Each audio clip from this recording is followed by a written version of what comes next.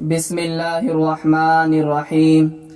تمام تعریف اللہ کے لیے ہے، وہی نیک لوگوں کا ولی ہے۔ میں گواہی دیتا ہوں کہ اللہ کے سوا کوئی بھی معبود برحق نہیں، وہ یکتا ہے، اس کا کوئی بھی شریک نہیں، وہی سب مخلوقات کا معبود برحق ہے۔ اور میں یہ بھی گواہی دیتا ہوں کہ ہمارے نبی صلی اللہ علیہ وسلم اللہ کے بندے اور اس کے رسول ہیں۔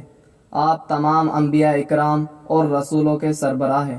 یا اللہ ان پر، ان کی آل اور تمام صحابہ اکرام پر رحمت، سلامتی اور برکت نازل فرما۔ السلام علیکم اسلامک ٹیچر کے پیارے دوستوں، میری بہنوں اور پیارے بھائیوں، یہ بات بزرگوں سے سنی تھی کہ جس چیز کا تذکرہ کثرت سے کیا جائے اس کا یقین دل میں اتر جاتا ہے۔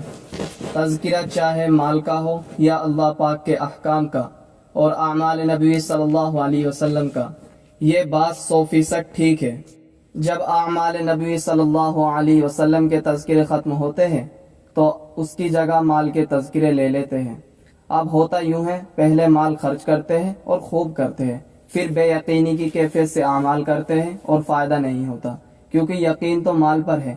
آپ نے بھی ضرور مشاہدہ کیا ہوگا، اور اگر اس طرف اب تک نظر نہیں گئی تو اب ضرور کیجیے گا۔ اسپتال، جیلیں، کورٹ کچہریاں اور اس جیسی بہت سی جگہ جہاں لوگ مجبور ہو کے آتے ہیں، ان جگہوں پر موجود مساجد، مصلے بہت آباد ہوتے ہیں، جبکہ مال و دولت، شہرت و سفارش ساتھ چھوڑ دیتے ہیں تو کثرت سے ذکر و وظائف کیے جاتے ہیں۔ میں آپ کو ایک نقطۂ فکر دے رہا ہوں، غور ضرور کیجیے گا۔ دکھ، بیماری، پریشانی، غم سب اللہ کی طرف سے ہے، وہی اس کو واپس لوٹاتا ہے۔ امتحان ہمارا ہے۔ دکھ، بیماری اور پریشانی کے مواقع پر ہماری نظریں کہاں چلی جاتی ہے؟ اس یقین اور نظریے کی زاویہ کو ٹھیک کرنے کے لیے تسبیح خانہ سے سر جوڑ کر کوشش کی جا رہی ہے، تاکہ اعمال کے تذکرے ہو اور ان کا یقین دل میں پیدا ہو۔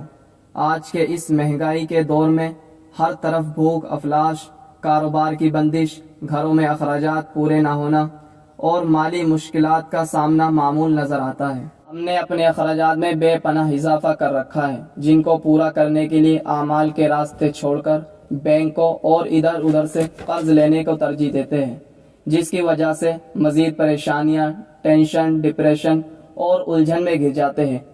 اسلامک ٹیچر کے پیارے دوستوں، ہمارے پاس اللہ کے وظائف کے بہت زیادہ ایسے واقعات اور معجزات ہیں۔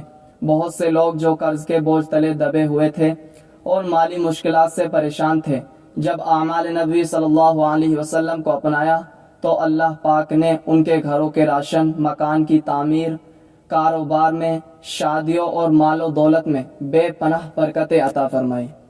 مخلوق خدا کو اعمال نبی صلی اللہ علیہ وسلم سے پریشانیوں، مشکلات اور مسائل کا حل مل رہا ہے، تو آپ بھی ان اعمال کو اپنا کر رب کی نعمتوں کا قرب حاصل کر سکتے ہیں۔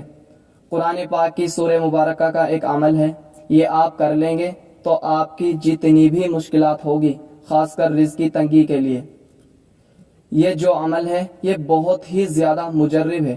اس کو پڑھنے سے اللہ تعالیٰ آپ کی ساری پریشانیاں دور کر دیں گے اور آپ کو یہ ایسی ایسی جگہ سے رزق عطا فرمائیں گے جہاں پر آپ کا گمان بھی نہیں جاتا ہوگا۔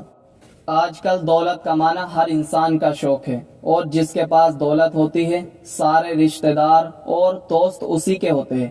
جس انسان کے حالات خراب ہوتے ہیں اور اس پر مخلصی غریبی ہوتی ہے، اس پر رشتہ دار بھی ایسی ایسی بات کرتے ہیں اور اس کو وہ عزت نہیں مل پاتی جو پیسے والے کو ملتی ہے۔